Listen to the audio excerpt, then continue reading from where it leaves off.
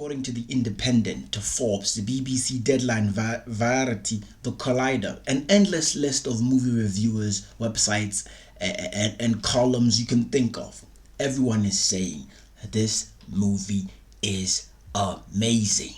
So I was like, y'all are saying that? So I put myself to the test. I went out and I checked it out. And these are my thoughts. This is why I hate DC films. DC will always produce garbage. They always produce garbage. No matter how hyped the character is, no matter how great the character is. The only thing that they seem to be doing well is movies for villains. When it comes to movies for superheroes, oh my god, the atrocities, the rubbish that they produce. Disrespectful cunts. Wasting my time. But if you look at the villain films, oh, the Joker, the Suicide Squad, oh my god, galore, the movies are amazing. And the last Batman by that British fellow was not bad. But everything else about superheroes is always rubbish with DC. It's always rubbish. I cannot wait for Joker 2 to come back, because I know for a fact Aquaman is probably going to be trash too, just like Blue Beetle is trash, just like The Flash was trash, just like Shazam was trash. Always trash. That's what DC does. They do trash. That's why I stick with Marvel, because Marvel, they represent. But of course, Marvel have been looking a bit weird since Thanos and everything died. But hopefully they'll do something interesting. But DC, there's nothing for you guys. You guys just suck. Okay, hello, welcome to another episode or another film review by Reese Talks Movies. We're talking The Blue Beetle. Now, if you are not familiar with the Blue Beetle, it's about this teenager who gets some sort of alien tag stuck on his back and becomes a superhero with biotechnology that's beyond this world. That's just me saying it based off what I've seen through DC Comics, through DC shows. I'm not gonna lie and say that I read a couple of DC Comics. No, off the shit I just scrolled online about the character, and the character's not new to me. I've seen it on a bunch of DC Warner Brothers cartoons, and it was an amazing character. And when I heard that the Warner Brothers or DC were making the film, I was over the moon. I was thrilled. I was excited. I could not wait for it to come. So when it finally came out, I did not waste a minute to go watch it. Now I'm about to read you the description of the film based on the movie producers themselves. Now, I'm not one of the best readers in town, so pardon me if I stutter a little. Okay. Jaime Reyes suddenly finds himself in possession of an ancient relic of alien biotechnology called the Scarab, which is the thingy that gets sticks on his back and shit, which looks totally gross. But with the whole CGI, I don't know why couldn't they just stick an actual metal thing on his back. It was just horribly looking, but sorry for spoil. Anyway, the Scarab chooses Jaime to be its symbolic host, or symbiotic. I don't know why I said symbolic. Symbiotic host. I did say I would stutter a bit, so I'm pretty much embarrassing myself already. But I did warn you, so you can't hold it against me. Anyway, he's bestowed with an incredible suit of armor that's capable of extraordinary and unpredictable powers. So far, what I've seen, it can just make him fly. He can make a bunch of daggers and spears and knives. And he looks like a fucking butterfly. That's blue. That's it. They and don't even tell me about the whole. Basically, the suit that's capable of extraordinary things is capable of everything besides looking bloody cool. It's not cool at all. It's a waste of time. CGI money wasted. It's got Ryan Reynolds' Green Lantern glowy type of vibes. It's got the latest Flash movie that was absolute garbage type of suit. All these suits, they all look animated as fuck. They don't look real. What happened to traditional suits? What happened to them? You know, like the suit looks eons away from the technology, like billions of years, like decades. It's not even intertwined with the technology. Now, granted, this is supposed to be some alien tech, so it's supposed to look superior. Okay, cool, nigga. Let it look superior. I'll give it that. But with the Flash, shit was earthly made and it looked like it was 30 centuries ahead in terms of its aesthetics, its appearance, its cinematography, looking like crap. So, the Blue Beetle suit was also crap. Did it look like it does in the comics? Yes. But its texture like was crap. The AI on board was crap. When I saw the trailer, I was excited. The trailer basically revealed the whole fucking movie plot. Rubbish. What was the whole movie plot? Anyway, I'm sorry. I should be reading the whole description thing again. Okay. I stopped where did I stop? Oh, he's bestowed with incredible suit of armor that's capable of extraordinary and unpredictable powers, forever changing his destiny as he becomes a superhero, or he becomes a superhero called the Blue Beetle. That's the whole thing, and I made it long. I don't know why I did that. So, what are the facts? The Blue Beetle, rather, pardon me, costs more than $100 million to produce, and probably many millions more on top of that to promote. So it really needs to justify oh, its cost by defying box office odds. And that means it has to match the price tag. It has to make at least 100%. It has to bring back the money it made. So it has to make at least 200 million. Now, from what I understand, it's likely to make 25 million on its opening week. Now, I don't know why people are paying more money to watch this garbage. Before you go watching it, listen to me. It's not worth the ticket money. It's not worth it. It's not worth it at all. Now, of course, this movie, if it makes, by the end of the week, if it makes $25 million, it would have plummeted or made more than Barbie, The Flash, even Shazam. Now, of course, if the key coincidence in all these crappy films is they're all produced by Warner Brothers, which is a key fact. Rubbish. They're all rubbish. Now, a lot can be said. Like, according to Rotten Tomatoes, this is freshly or certified fresh with a rating of 76% on Rotten Tomatoes. Incredible score, with an audience or great audience of 92%.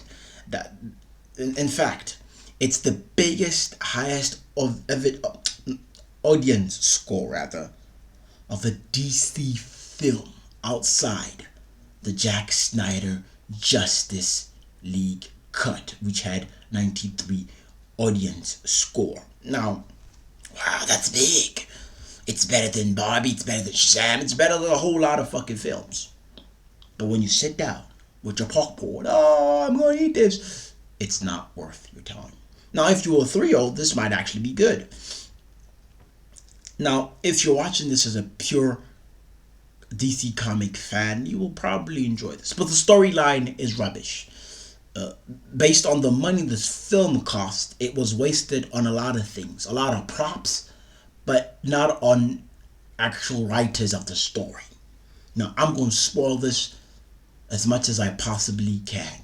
I'm not going to do that to you. I'm not going to do that. Anyway, according to The Independent, Forbes, the BBC, Deadline, Variety, The Collider, an endless list of movie reviewers, movie columns, movie blogs, whatever you call it. So basically, anyone who's anybody really thought this movie was great.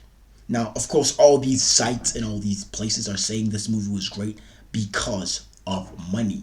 The possibility that it will make a lot of money. Hey, if a lot of people saw this piece of shit, it's gonna make money. It's bound to it. Just like me, I went in with high hopes and I was disappointed. Just like I was disappointed by The Flash. Like I already mentioned, a wacky design costume, which I don't know how much cost the CGI department, but it's a waste of money.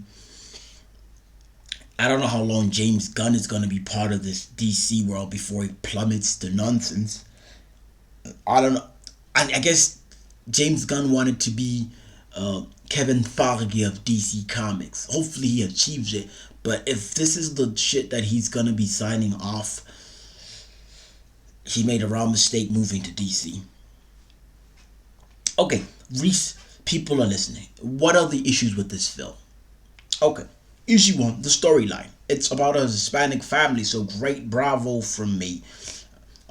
A star-studded Hispanic film. I think I only saw two people, maybe three people. No, let me see. Give me a sec. No, I only saw two people. I think one, two, yeah, two people who are not Hispanic in the entire film. I mean, like people who have actual words. I'm assuming they're not Hispanic. They looked white. I don't have the character list on me or the actors list on me, so I'm not gonna be like this person or this person. I'm just saying, and I'm not saying it's a problem.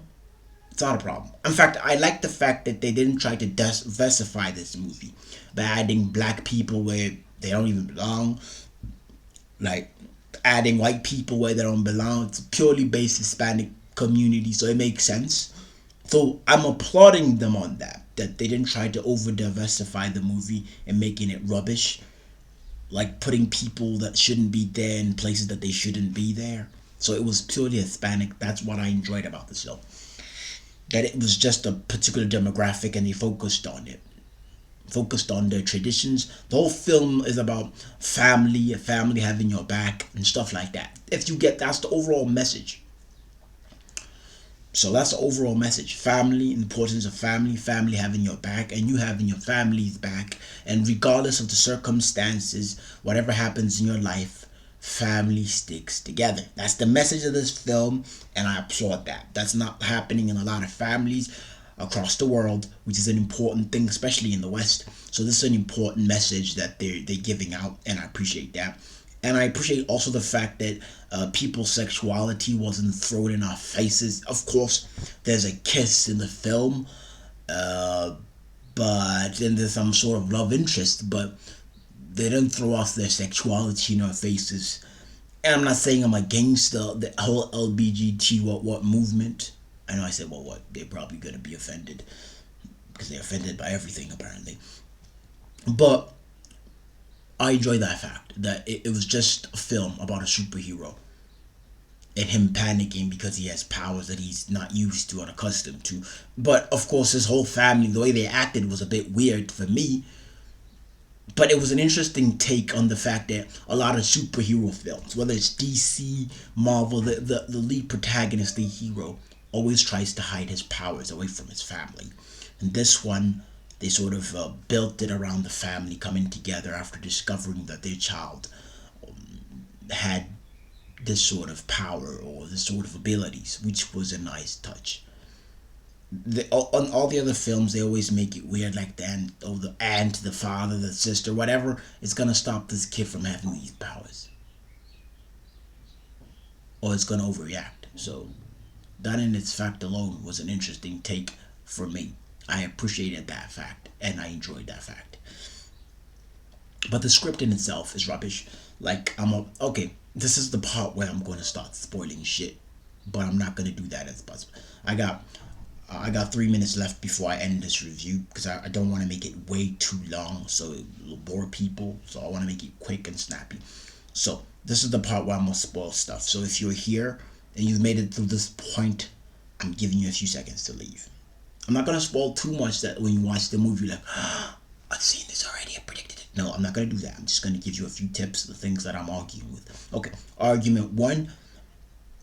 I get the grandma had some sort of military background, but this lady was holding an automatic machine gun. That's how heavy are these things? I'm not talking about her ability to hold a big ass machine gun. No, that's not it. If she used one, cool. Bear in mind she's a grandma. How heavy is this machinery?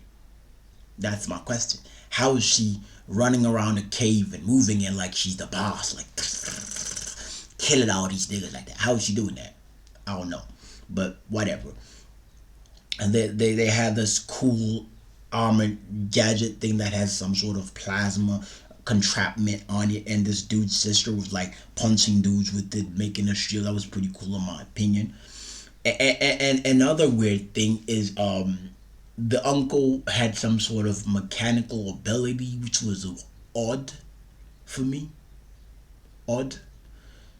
Like, what's odd about it? Okay, him having an ability to crack or disrupt or build a disruptor that would disturb the surveillance footage of a building is not odd to me. What's odd to me is that he can fly, or he can pilot a device that's in the shape of the original Beetle, apparently, who didn't have the Scarab within his grasp but was inspired by it. And so, like, a lot of weird plots. So this guy, who's the original Blue Beetle, had the Blue Beetle and disappeared. They don't want to tell us where he ran off to, but whatever. So his daughter is now defending his company or what from her. I keep getting boogers out of my nose for some weird reason. I don't know if I got boogers or my nose is itching. And I promise you, it's not coke. I'm not doing that. Anyway, what was I saying? Oh, right. So I don't know where this guy is. Did he disappear? Did he? I don't know. I have no idea. I really don't. No idea. Like, if your sister wants to get rid of your legacy, why wouldn't she get rid of your watches that you keep at the building that you work at? If it's technology and your sister wants to truly get rid of your legacy, like your company used to make weapons and then the brother took over and stopped making weapons and tried to make a difference, and you are now the heir or running the company and you want to get rid of their legacy, why are you keeping some of this person's stuff in a frame or some sort of contraption that looks amazing, like framed glass shit? Why are you keeping it? Makes no sense to me. It doesn't.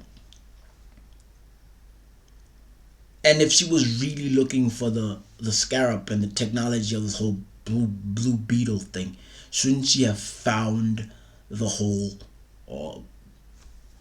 beetle cave downstairs that's just pressed by a watch? Oh my god, how convenient. And the worst part is the damn floor looks like a scarab.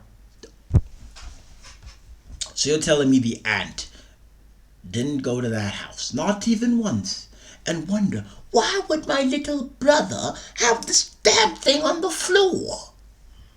Let me break it down. In fact, whatever. That's a plot hole, according to me, but I could be wrong. Another plot hole. How is the uncle, like I already, how is he well versed in piloting a weird beetle looking like thing that he's never seen before? Did this nigga read the manual that fast? And he started driving it like he'd been using it for 30 years. Crazy. And why did the father die? Why did this nigga die? What was the purpose of this nigga death? Why did this nigga die? This nigga died so he could meet this kid in this, I don't know, cosmic place the beetle takes him. Weird. And two, this beetle thing, when the movie starts, or I don't know, how does this thing run through a planet, blow it up, but somehow land on Earth and not blow the Earth up?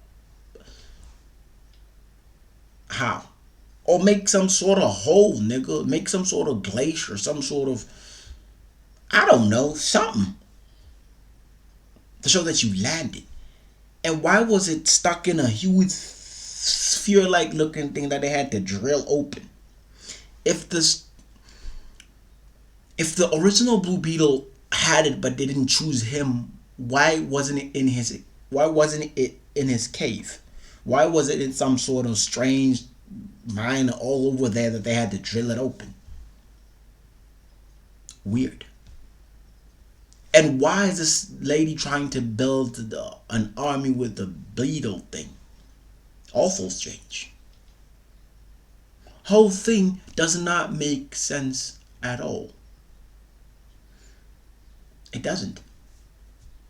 It's like a bunch of lazy dudes gathered together and just put this crap together. Anyway, if you actually, I didn't spoil it that much, so you can still watch it. Anyway, goodbye, man. Go watch this nonsense. I'm done.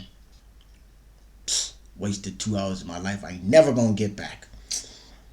DC Comics. This is why I rate Marvel movies. This is why I rate Marvel movies more. DC will always produce garbage.